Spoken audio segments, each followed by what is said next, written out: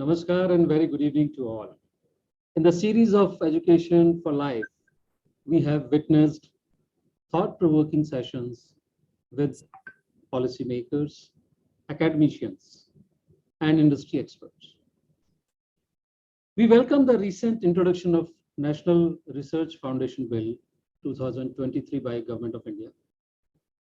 The NRF will strengthen research ecosystem in the country as per the recommendations of National Education Policy NEP. The estimated cost of rupees 50,000 crores over 5 years, 23 to 28, will be invested in NRF. Today, we have with us Professor Shanker Verma, Director, MNNIT, Allahabad. He is formerly head of Laboratory of Stem Cell and Molecular Biology in IIT Madras. Professor Verma is a reference in the field of molecular biology, genomics, and cell biology. He has served various industries. Professor Verma was awarded as Senior Scientist Award in the year 2014 for his contribution in applied biotechnology and applied pharmacy. He is a fellow of National Academy of Science, India. We welcome Professor R.S. Verma. Namaskar, sir. To look for better is human, be it personal appearance or improving on self, or anything we look around. When it comes to choosing anything, we compare and try to find the best. That's how the number game starts. Now coming to academics, while establishing an academic institution, certain rules, guidelines are prescribed by statutory bodies and governing agencies, which are followed to maintain certain standards. For maintaining the quality of education, certain accreditation systems are also there in the country. After accreditation, an academic institution thinks of ranking.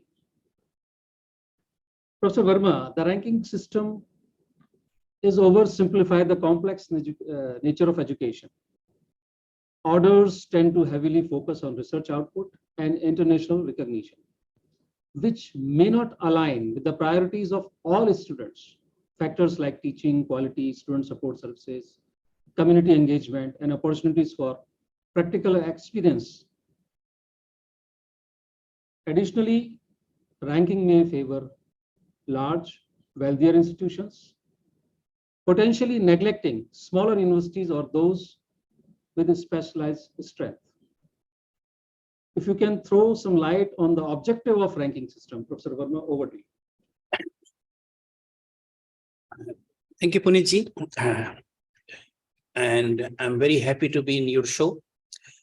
The reason is that if you go back to the 50 years of education system in India, I took example of myself only. When we were studying, we need to know what are the places where the higher education has the best education, where you can get a job, basically.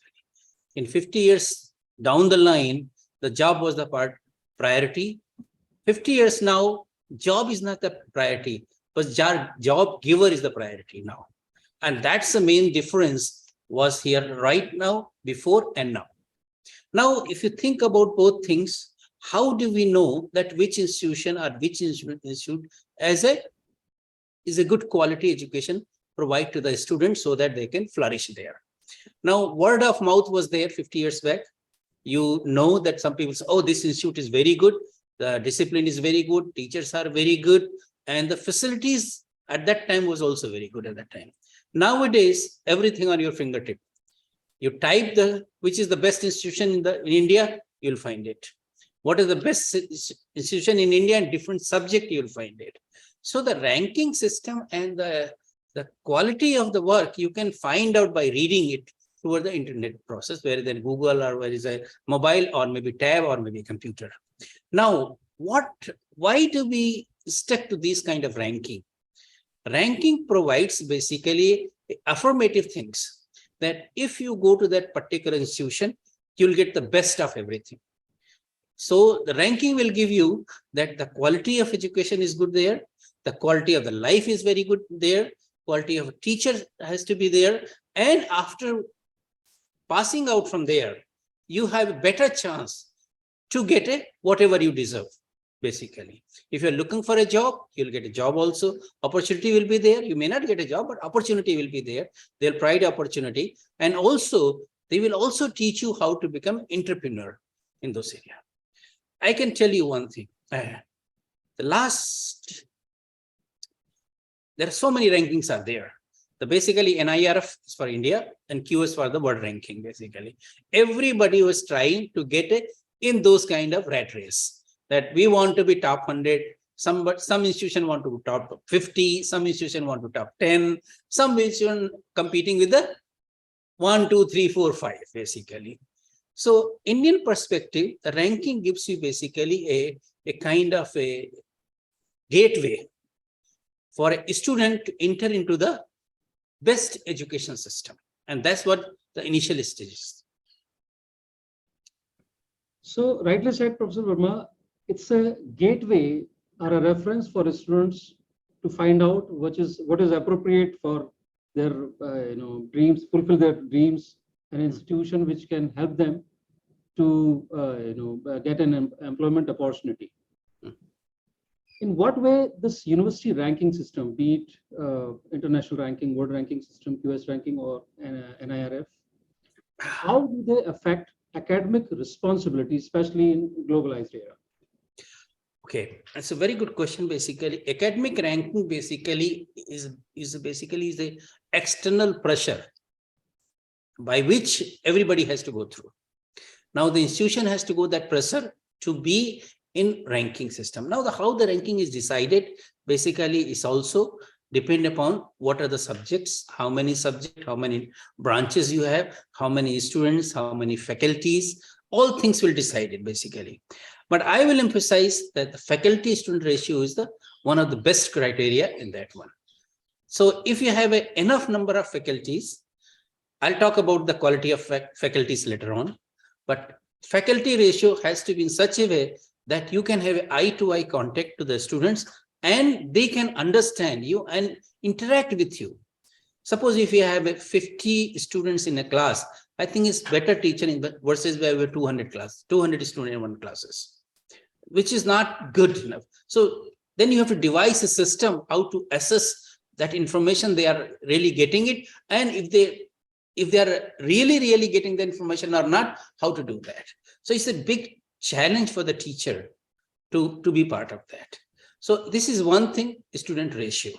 Second thing comes basically the infrastructure. Now, if you go to some colleges, infrastructure is wonderful. I mean, they have beautiful benches, beautiful things there, but the quality of teachers is not there. If you read them, if you judge them by just going and sit on the backside how they teach, you will understand they're really not very good in that one. The best teacher in my eyes, the teacher which gives the curiosity to the student to ask the question. If the faculty does not generate that kind of response from the students, I think he or she is not a very good teacher. To me, my knowledge, you have to teach in a different way so that the information has to be delivered correctly so that people should be able to ask the question. That's one thing. The third thing in ranking also tell you what are the infrastructure, what are basically the ambience of that particular institution. Now, some institutions are very good. They have very good ambience there. They have a very good eatery, very good hostel, very good roads, parking, bus, scooter parking, everything is there. But the main idea is there. Students should have an area where they can have a group discussion. That is missing most of the Indian universities. We do not have a place where the 5 or 6 students sit down and discuss science, mathematics, or whatever subject they want to discuss in that one. This is not, I have not found, except in few cases, that's like in initial management, Ahmedabad, I found those kind of areas are there. I have found at least some of the private institution also, we have found a beautiful places where students can sit and talk. But most of they don't have that kind of infrastructure. Second thing is that The QS ranking actually is basically numbers.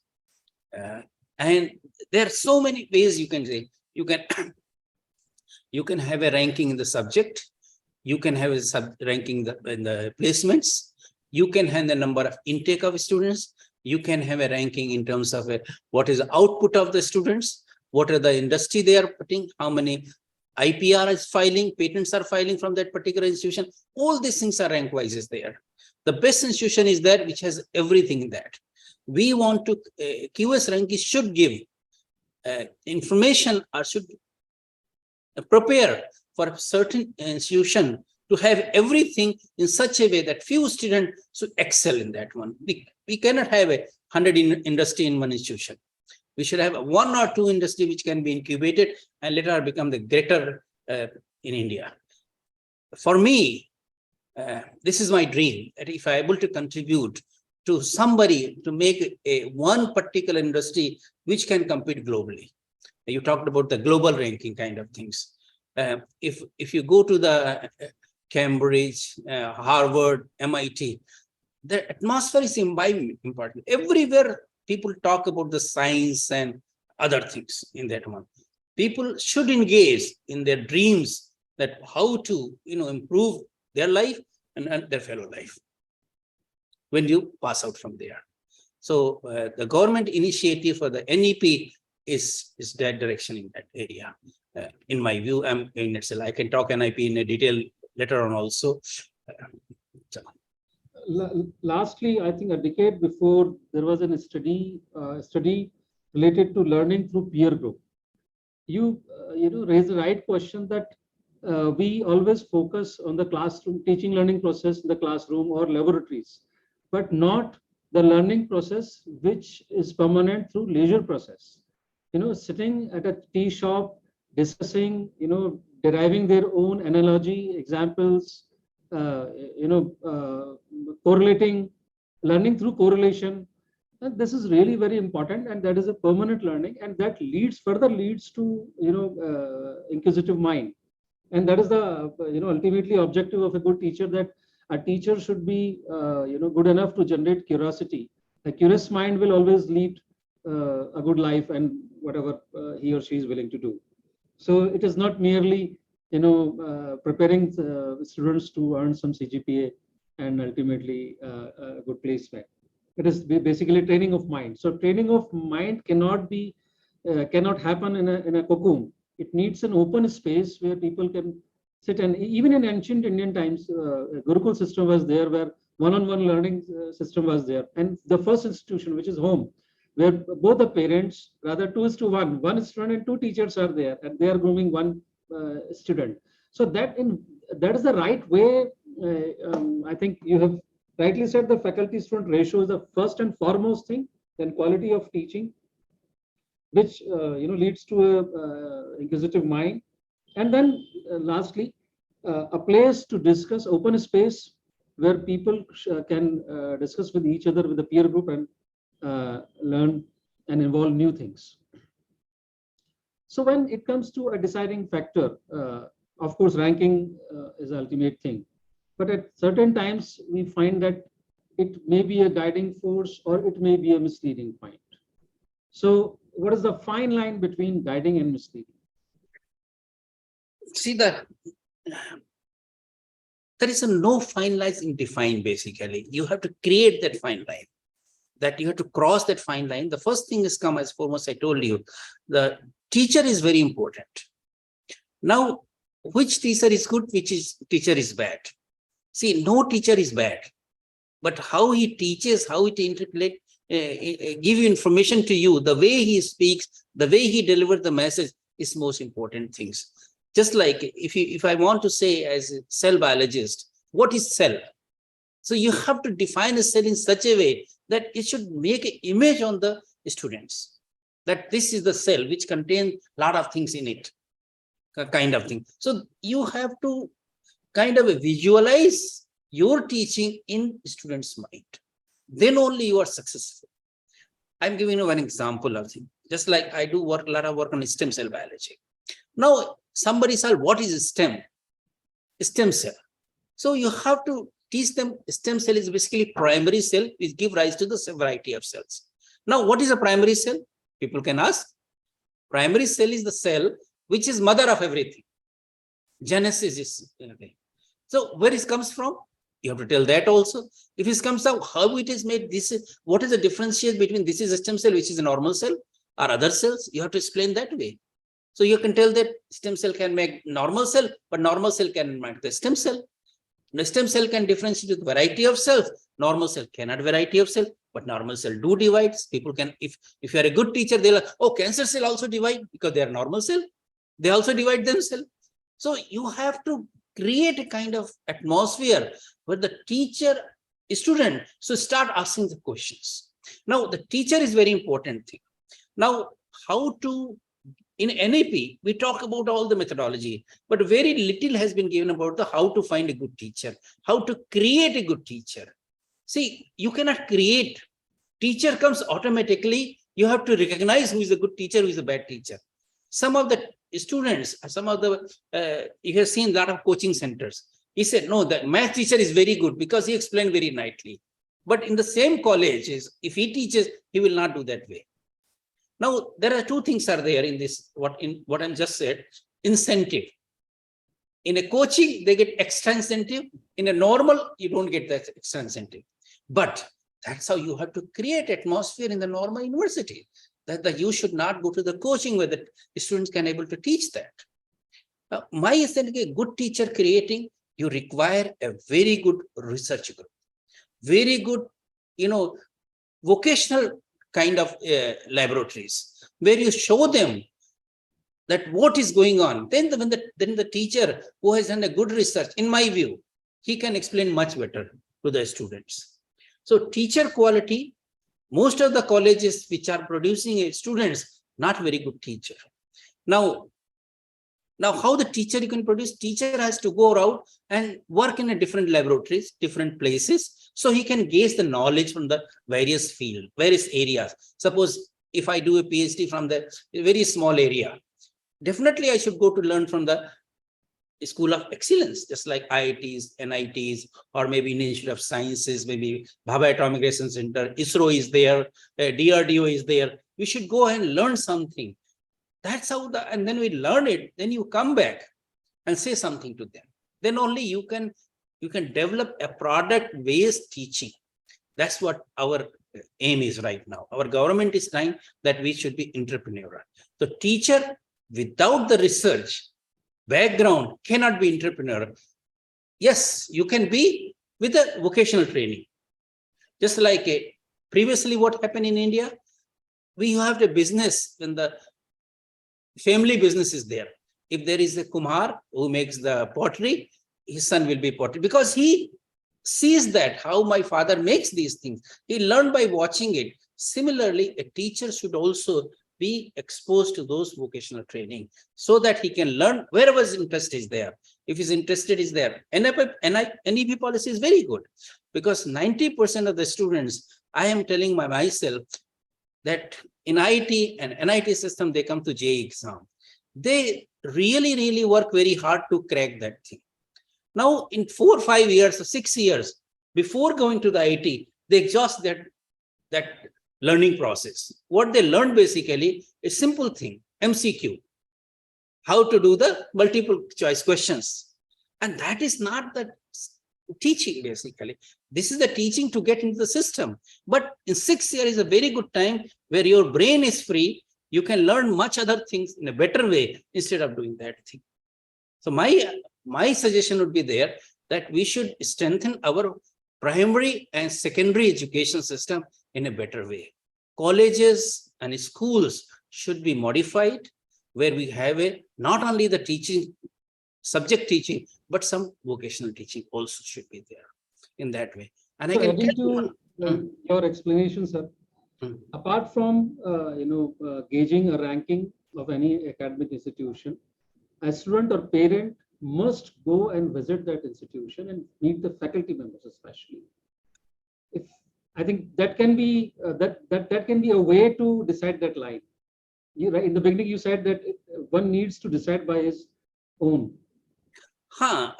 That is true also, because what happened is the word of mouth is very important. You have to talk to your seniors. You have to talk to some of the neighbors who has gone to that particular colleges, school, universities, and ask them what is there. So dialogue is very important. Now people don't do the dialogue if they go to the basically browsing system and see whatever is written there. They believe that. I'm not saying that will not be a complete. I'm not saying that everything is bad here. It's a good thing also there, but you have to read it carefully and go to the particular site. Ranking is there. I think visit will be also very important. If you able to visit that particular school, colleges before you decide, I think that will give you a very good idea about the institution. So coming to, you said that, having an opinion from the people from society, that is what perception is. So universities brand credibility and perceived differentiation. If you can throw some light on these two terms. See, as you talk about the perception, I think the perception sometimes is good, sometimes deceiving also. We do not know. You go to the college and see beautiful infrastructure there. But if you go to the learning into the classroom, you find there is nothing is there.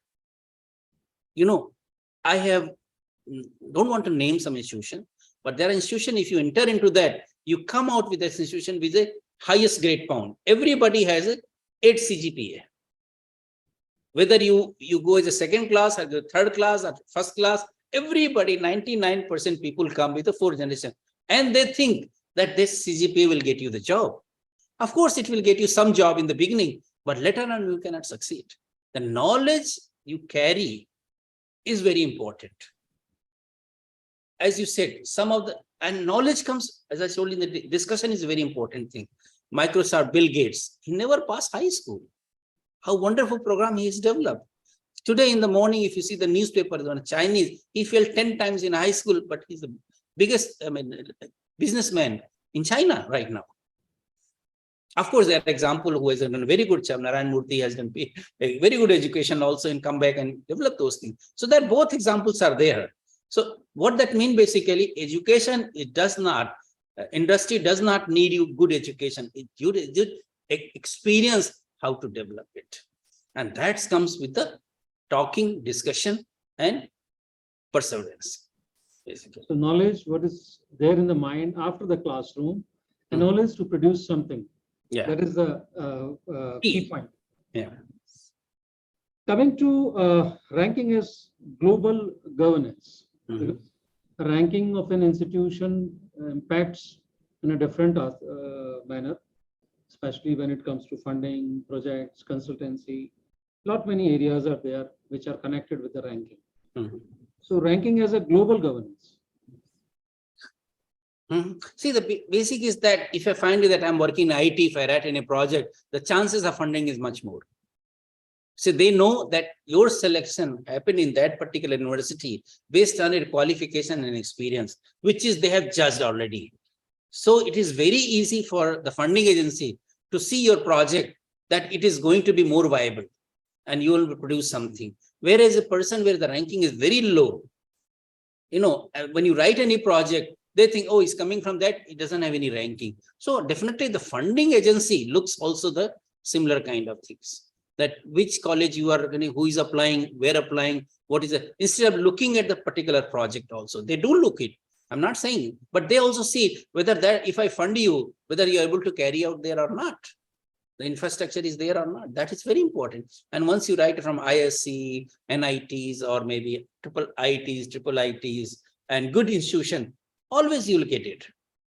Because they know that if you get the money, money will not be wasted, they'll produce something.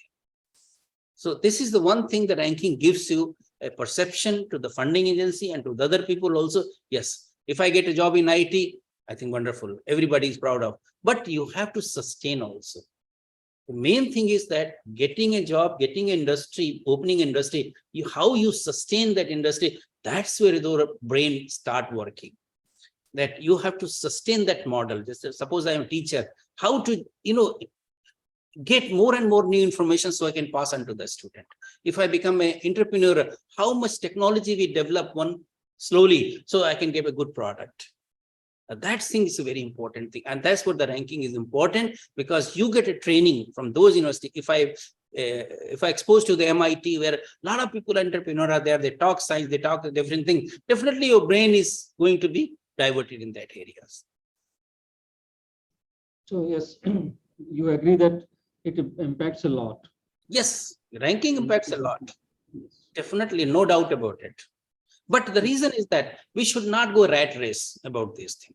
That is all important. That for ranking, we do this thing, we do this thing. No, you create a basic infrastructure and get a good teaching, good environment. Ranking will come automatically when the students go out and they do things. One Rather should not than run for that. doing things just to get some good ranking, do good work, attempt for excellence, and ranking will automatically. Automatically, it will come to you. Now, coming to creditability of ranking system or agencies, mostly the methodology used in ranking system, which can vary significantly across different rankings, the weightage assigned to the different criteria, the data sources used, and the methodology's transparency can influence the ranking credibility. Consequently, the same university may receive different ranks depending on the ranking system employed. Your take on creditability of ranking agencies? I don't know this. I don't want to say any bad word to the agencies because I think these are all private entrepreneurs who started ranking system. QS is done by Mr. Simon, basically, and he does the ranking in different criteria, where the Indian universities will never come in that way. Because in a US or maybe in other European university, the ranking system, what they follow is the based basically on their methodology, their criteria, not Indian criteria.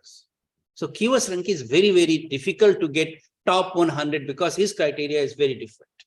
And it also deals with the lot of other things, just like patent.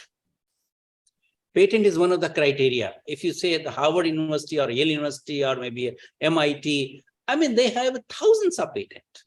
Filing not patent, granted patent. So how many we file, how many granted, that's one criteria. That's the biggest criteria. Number of students, number of foreign students who will come and study in India. Very few foreign students come and study. That's their thing. A lot of Indian go as a foreign students in the US. So the criteria is there. Basically, Chinese will go, Korean will go there. Here maybe few numbers in each good institution only, but not 100, not only African people will come, maybe Asian people come. How many European and American comes and study here? Very rare. So the QS ranking will also goes down in this case. And we cannot have infrastructure what they have developed. Although laboratories are very well, I mean, as a biologist, I can tell you that some of the laboratories are better than the US laboratories here. No doubt about that. But again, I will say, which I say most of the time, we have not got a Nobel Prize in 75 years in economics, physiology, medicine, physics, chemistry, all of things. We do got some Nobel Prize in something. If we have such infrastructure, such a talent, why we have not got it? This is a question. Ranking will not give you. We are just, don't worry about the ranking. Do good work. I think in my view, you will do it. But you have to do hard work, devoted work. One should not think about more, and you have to sleep, eat, then only you can able to do the good work. You go deep into the problems. There are so many, we do superficial research here. It's not going to lead in something like that. Some institutions are doing very good, no doubt about it. And now we have incubation centers. We have all our universities are having incubation, and it's a good idea because maybe in 10 years down the line, we might have a $1 or $2 billion industry business also in this one. Right. So you cannot gauge a fish by the ability of, running in desert. Yes, we Indian system, Indian society, Indian need is different than whatever. The spectrum is very different there. We can't fit in those kind of spectrum, our universities. Our university is a different problem. We have a very variety. I mean, see the number of people is come from the villages, yes, language is different, culture is different, and we have to mix together and ask them. So we have to work on those areas. kind of things. And NIP is one thing. One thing NIP will do it better on because it has given the leverage to do something which you want to do it as an elective. So you will, and you get credit in your degree also. So in that perspective, I think the mind will be much more better be used to creativity than only learning. So creativity and learning should go parallel. Then only you can get it. Right. So it's important to note that university ranking should not be the sole determining factor in choosing an institution. Personal preferences, academic interest, financial considerations, location, and cultural fit are equally crucial. Definitely, I mean, Sir. see, we have a different region. North is different, south is different, west is different. So definitely we have to create a institution of excellence in all the areas. So the particular people, because financial is very important thing, culture is very important thing for the students to come and study there. So definitely we have to look, but definitely we have to invest a lot in infrastructure. We have to invest a lot in primary education. Primary education has to be revamped in India. That is very important. Not convent school or English school I'm telling you about. I'm talking about our basic schools. And the selection of the teacher has to be very tough. They should be very grilled. It should not be done that you pass high school, you get a teacher. No. You should have some parameter, very good teacher. Very good teacher who, just I told in the beginning, students is very important. Good teacher will definitely produce a good product. Now coming to comparing these two ranking system, QS versus NIF. My view? You want? Yes, sir. Over to you. Okay. NIRF ranking is much better because all the criteria is designed in Indian perspective, whereas the QS ranking is basically designed globally. How we can fit NRF ranking globally is a challenge, basically. So definitely even we need to study those things. And we have to figure it out how we can compete globally in that one. Definitely it's a big challenge and it will come through as we are going through. Maybe not today, maybe 10 years now. Definitely QS ranking, some are our universities will definitely going to touch at least in top 20 or 25. Something. This is my prediction. Great, sir. Now coming to limitations of university rankings, we have discussed a lot about the advantages. What are the limitations?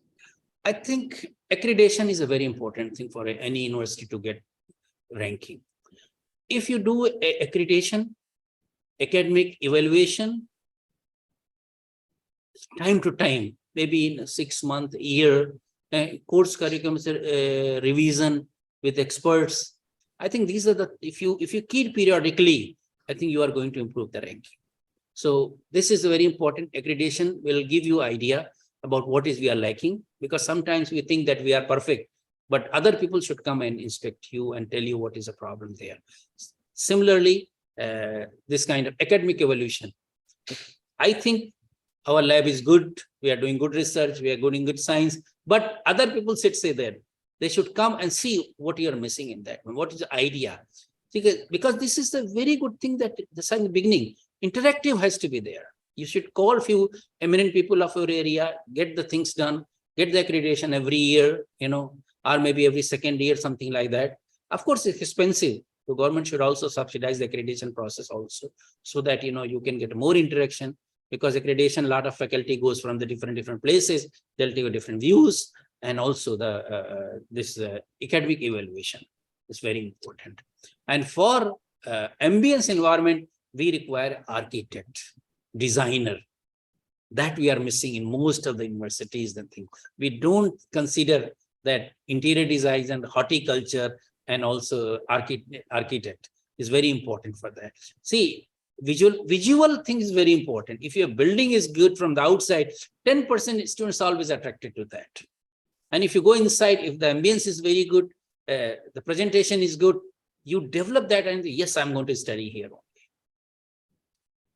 See, Right, Yeah. Okay. When we go to a hotel, maybe that food quality of is not that good, but the moment you enter, that cool breeze, that good odor, the visual pleasure is there, aesthetically No, correct. I'm not saying the hotel kind of things. We don't want to a five-star universities. We want a academic ambience. I'm talking about. Academic ambience. We Rightly should. said. That is very important thing for me. So people generally complain that students, they don't go to the library. So I usually inquire, do we have a right place, right comfort zone for students to sit? That compels them to sit, that tempts them to sit, and having a coffee machine then and there available within the That's why library at the itself. beginning I said you need a place where you can sit and do the discussion. Maybe coffee shops would be enough to do that. Maybe a bigger coffee shop having a air conditioned room, or maybe under the tree also you can have it, in the cooler areas, and that also you can do it. But yes, and then it should be quiet environment. It should not be too noisy. And that is the most. You should talk, but you should not disturb other people also. I think this comes with the good teaching, good administration. So administration has to be also part of that, which has to be create that facility in that one. Now coming to the factors which are beyond university ranking. Factor is basically what we call basically output. Factor basically money, place, the people who are surrounding you. These are all factors. Suppose if I want to make university in a village, I think it's not going to work it out. You have to have accessibility of that particular university in a different areas. People can go easily there. Transportation has to be there. Food quality has to be improved there, available there. All these things. Some of the shopping area has to be there for the daily uses kind of things. So these are all perception which increases the ranking of those things.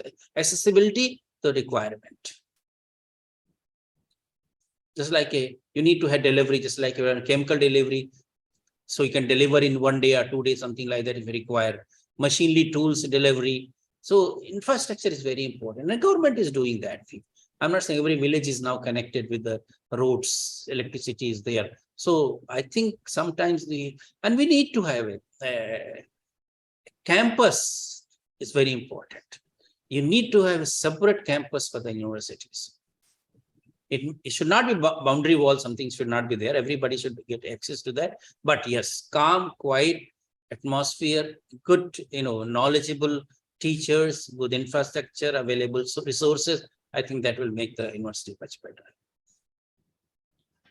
Coming to the key question, the biggest challenge is to get good faculty, to retain them, and motivating them to consistently do good in all spheres, be it teaching learning process, be it research, consultancy, or ultimately, contributing to the policies which can help students as well as the industry.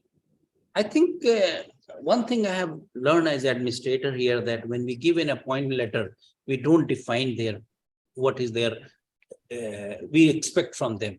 I think appointment letter should be very clearly specified what is your duty and what you're supposed to do. And if you don't wrong, what is the repercussion going to happen? Basically, as a teacher, definitely you have to teach, you have to do research, and you have to do consultancy, and you have to motivate to be students to become something different in terms of entrepreneur or something like that, a vocational training kind of things. 3 things are very important. So I think the first criteria is that to produce a good teacher, you have to give them a very good atmosphere to flourish. Now, how? First thing is that if a teacher comes, if you have a good infrastructure, he will attract you. If you have good housing, it will attract to them. Good education system for their children is very important. Good health system is also nearby, is very important, because in our society, our parents also come, children live together. It is not only one thing, several criteria is there. And then you have to retain them. So it means that timely evaluation and timely promotion and timely giving what they require to do the work is very important. And you have to compete with the world means world-class facility you have to create. It is not that smart class is not there, you have to bring a chalk. Only chalk is very good to explain those things, but visualization also in smart class these days. The students are very, I think, very interested in learning through visualization. Even the cartoon, even the figures and the like that. Mhm. And we have to make it a real-time experimental visualization. I can tell you, I went to some universities in West, and whatever the laboratory is going on, they will definitely, that experiment, they will transmit to the classroom. And the people can see what the teacher is telling, it is going on. Just like, so those things are very important, that we have to make the classroom more interactive, which is the key for learning. Teacher learning is very important. How to, evaluation method has to be done very correctly, and that it should not be biased. It should be pure things in that one. Infrastructure has to run, and you should have a classroom in such a way that students are comfortable by sitting there. It is not that they're sweating, there is no water, and you say that to teach and produce a good students. I don't think it is going to happen.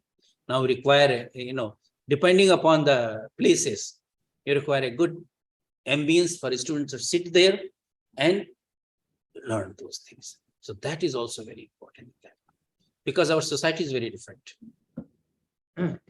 Coming to this, COVID has accelerated that process of blended learning, digital as well as physical.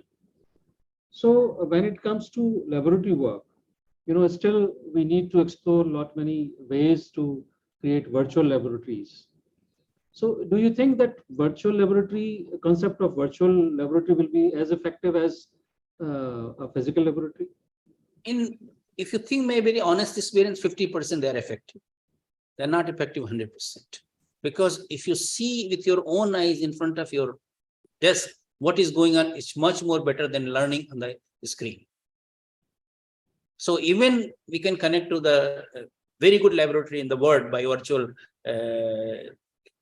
things, and we can show them to the student in the classroom. But definitely they will say, oh, maybe this is a movie. This is not correct. But if the same thing you saw in the desk, I think that will be much better, in my view. So virtual learning is very good, because COVID has a different scenario where we have gone through, the whole world has gone through different situation. So the virtual learning has increased a lot, and it has an impact on the society also. And you can see that now a lot of multinational companies are binding up their infrastructure and going to work from their home, and they are paying there also. So they are very happy. But definitely the culture, ultimately down the line in 20 years, you will see everybody will go into the office. That's what I.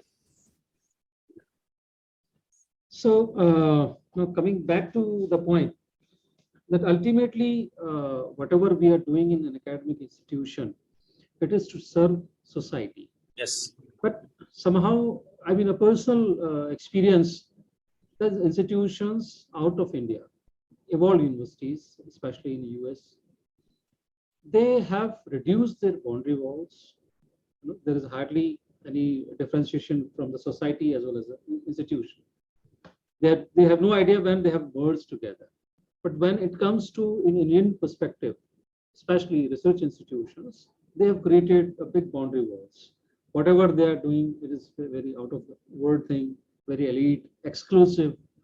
So that bridging, that connect is missing. That is my purely personal experience. I may be wrong. So if you can share your experiences, and if that is the situation, in what way this can be resolved? Sir, every institution and every researcher, I'm talking about the only research part right now, every researcher has their own ideas. Nowadays, because of the globalization and patent regime, nobody wants to share the thoughts, basically. And nobody wants to share the result until they file a patent to them and grant it. So it's kind of a secrecy has been created in a now society when it was there 20 years back. 20 years back, only publication was the only thing. So the idea was that you do good work, you publish in a good journal. Nowadays, before one step has come in between, that you have to file an IPR and then publish it, basically. File a patent and then publish it. The reason is that intellectual property rights or IPR gives you the academic and also the benefit of your intellect, money-wise. So people have geared up such a way, and that's what they are not doing it. But I'm definitely think a group of the people can sit together, talk to them, file patent together at 50 faculty or 20 faculty or 10 faculty and do a problem in detail. I think India will be much, much better. And nowadays the government have few days back, they have NFS, basically National Science Foundation. They have done is 50,000 crore worth of coming 5 years. Yeah, funding basically, so that people can do a research. I think that's a very good initiative in that one. I believe that we have to recognize talents by looking their publication and patent and put together in one group to solve some problem. Then when we can compete with that globally. This is my thought is there. Instead of giving individual funding, you should give a group funding kind of things and ask them to give do something research without asking. 10 years, don't ask any question. Let them do the research. But Indian mentality is different. 10 years, they will enjoy, after 7, nothing happened also. So you require some yardstick for them to monitoring also in that situation. Yeah. Yes. Then only we can come. Intermittent checkpoint should be there. Definitely should be there. Yes.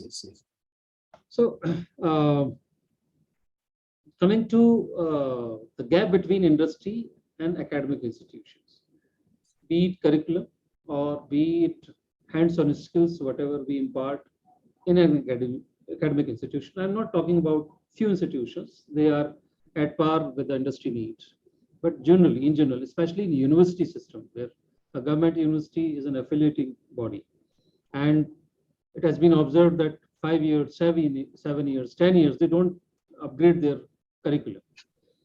So how to accelerate that process of changing the curriculum as per the industry needs, so that the industry should squeeze the time of imparting training, and ultimately after training the word is getting. Puneet, this is a very good thing happen. I think one thing is that bridging the gap between the industry and academia is very important.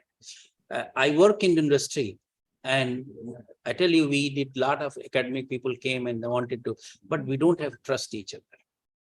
Academic people do not deliver thing on time. Private industry want everything on time. Okay. Academic institution want money upfront. Private, the industry wants to give money after you finish the work.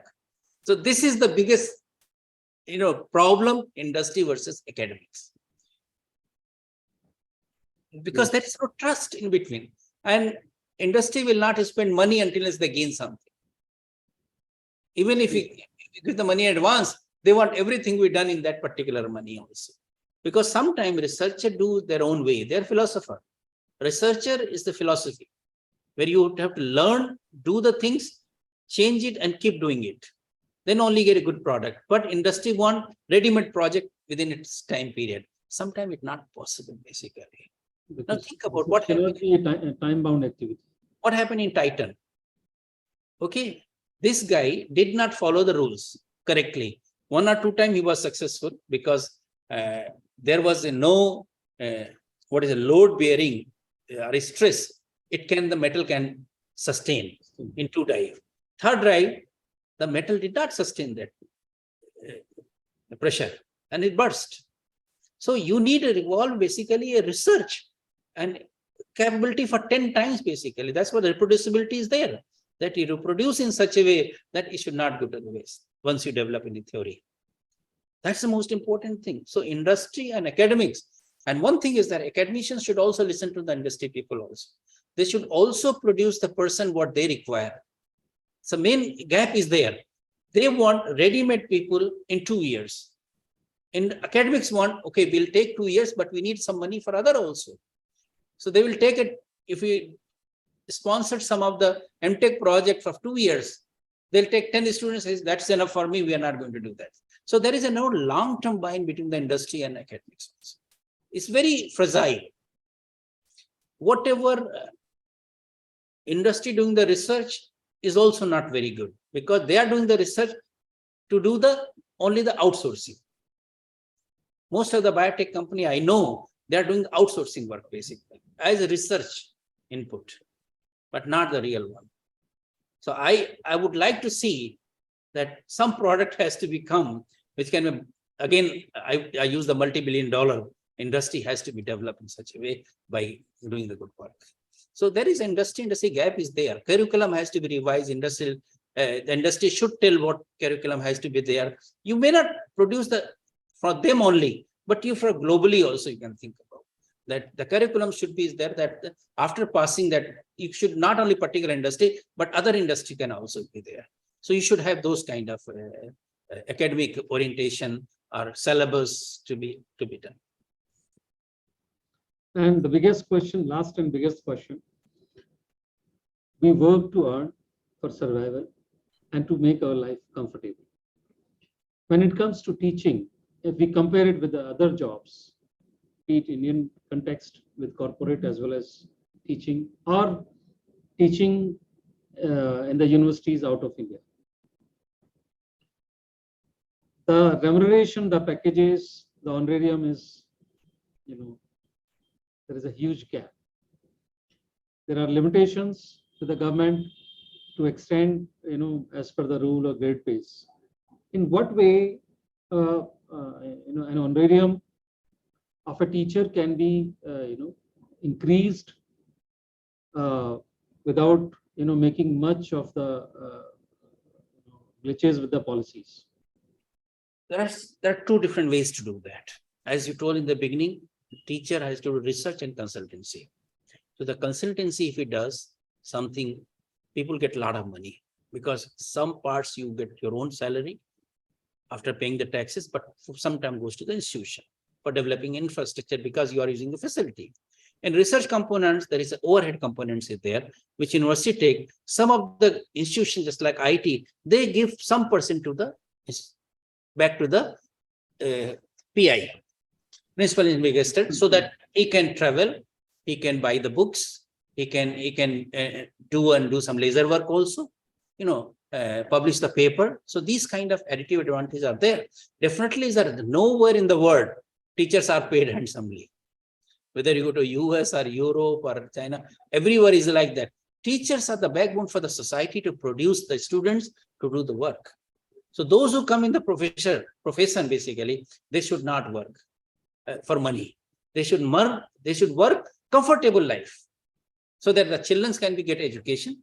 Maybe teacher, because children's package is there, but up to 12th only, higher education government does not support. You have to pay your own, basically. So that is very thing. I can tell you, when I was working in industry in 2003, I got a job in IIT. The salary was 1 lakh rupees per month, 2003, and I came in 20,000. Because I really wanted to work research. I want to do the research, interact with the students. I'm very happy that I have switched it. My wife is also very happy in that regard. She supported me. So teachers should not only crave for the money. Teachers should make what is the creativity is there. How we can create the shape of our education system. You have to contribute, give back to the society. That's what the teachers are. Industrial and alumni can give you money only, but the teacher has to who have to use that and produce those alumni, basically, who can become entrepreneur, something like that. So this is my thought. So before we conclude today's session, your words of wisdom for academic institutions, for the parents and students, in context to ranking system. Ranking system, again, I said the ranking system is good. It basically to motivate you to become better and better. That is advantage. In a student's perspective, I would say that they can go to some of the good ranking institute so they can learn better. because they have developed that kind of infrastructure. Parents should also feel happy because if they go to the good ranking or good place to study, they know my students, my son or my daughter life is secure. They can be a better person after the graduation or maybe post-graduation after maybe PhDs. Society will benefit because we are producing a good students basically and good citizen. And that's a very important thing. That's so ranking is good, but you should not work for ranking only. That, again, I'm cautioning you. You should go for a good education system and good learning system. So create a temple where both you can merge good learning and good experience, and then only you can succeed. So the important takeaways, have just taken the notes, the words of wisdom from Professor Verma. The first and foremost thing is faculty-student ratio. If it is 1:1, nothing like that. Yeah. If it is more than that, then you are helpless. But effective eye contact and one-on-one personal contact should be there, so that because basically a teacher is transferring his or her own personality to the students. It is not merely transferring the data or information. So good appropriate infrastructure with good ambience, keeping academic things in point of view, keeping students comfort, and most important, spaces for peer group learning is the most important thing while designing an academic institution. And of course, societal word of mouth helps a lot to create a perception, and that ultimately leads to a good ranking. So if we are doing good for the society, by default, society will speak good about you. So doing good is the ultimately, criteria to get a good ranking system. And last but not the least, faculty is the most person in any academic institution. The whole fulcrum lies on the faculty. So they are first and the last when it comes to education system. So people, those who are really keen to come to the academic system, just they make up a mind, because it's a different journey. It is not about money. It is about replicating yourself. It is about igniting others so that they can help the society, nation, and ultimately human society. Like the way Professor Verma is contributing in academics, industry, he's traveling a lot, many places. And we are really grateful to Professor Verma. I attended a session at MNNIT just a few days back, and it was really thought-provoking. That moment only, I just, thought that in the coming time, we'll request you to be with us and share your words of wisdom. So kind of you, sir, for accepting our request to be with us on a short note. And I'm sure in the coming times, we'll be able to get the same cooperation from you. Thank you, sir. And thank you for all viewers. This is all for today. In the next month, with a new topic, with new guest, we'll meet you again. Till then, goodbye. Namaskar.